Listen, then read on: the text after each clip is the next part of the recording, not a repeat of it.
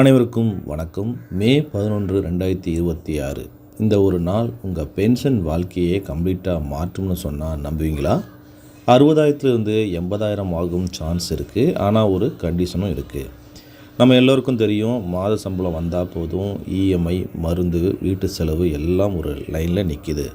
அதில் ஓய்வு பெற்ற பிறகு வரும் பென்ஷன் தான் லைஃப் லைன். ஆனால் அந்த பென்ஷனே இன்னும் ஹை ஆகலாம்னு ஒரு பெரிய அப்டேட் வந்திருக்கு. அடுத்த மாதம் மே 11, 2026 புதுடில்லியில் ஒரு மிக முக்கியமான கூட்டம் நடக்கப் போகுது. மத்திய அரசு மற்றும் சிவகோபால் மிஸ்ரா தலைமையிலான NCJCM குழு இந்த கூட்டத்தில் 8வது பே கமிஷன் பற்றிய முக்கியமான பேச்சுவார்த்தை நடக்கப் போகுது. ஆனால் இங்கே தான் ஒரு ட்விஸ்ட்டு. இந்த முழு விஷயத்தையும் முடிவு பண்ண போகிறது ஒரு சின்ன வார்த்தை, அதுதான் ஃபிட்மென்ட் ஃபேக்டர். இப்போது 3 பெரிய கோரிக்கைகள் டேபிளில் இருக்குது. அதாவது 4.0 ஃபேக்டர், 3.83 அண்ட் 3.0 ஃபேக்டர். சரி, இதில் உங்களுக்கு எது அப்படின்னு பார்த்தீங்கன்னா அதை நேரடியாக நான் சொல்கிறேன்.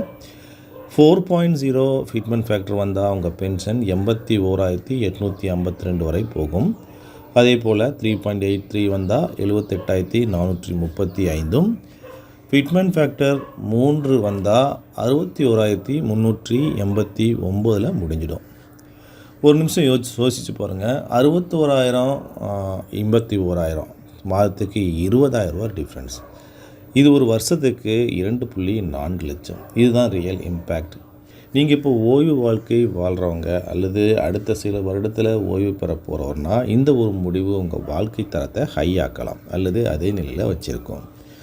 சிவகோபால் மிஸ்ரா ஏன் 3.83 கேட்கிறார்னா, ஒரு குடும்பத்துக்கு 5 யூனிட் அடிப்படை, மேலும் இப்போ இருக்கும் விலைவாசி உயர்வு, அதனால் இந்த கணக்குகள் சும்மா இல்லை. Data paste, strong demand. மேலும் சில அமைப்புகள் 4.0 கேட்குது. அதாவது இன்னும் அதிக பலன் கிடைக்க வாய்ப்பு இருக்குது. ஆனால் கவர்மெண்ட் எந்த பக்கம் திரும்ப போகுது?